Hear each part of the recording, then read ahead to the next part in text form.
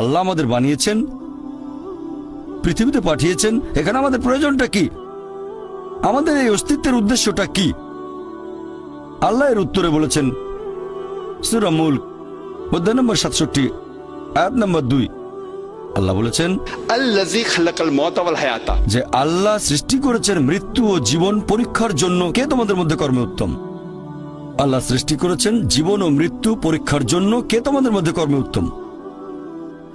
আল্লাহ পবিত্র কোরআনে বলেছেন সূরা আলে ইমরান অধ্যায় নম্বর 3 আয়াত 185।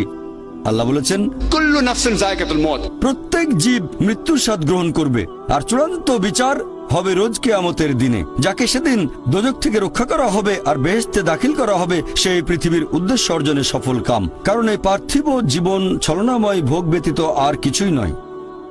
তার মানে এই পৃথিবীতে আমাদের ইহকাল, এটা পরকালের জন্য একটা পরীক্ষা।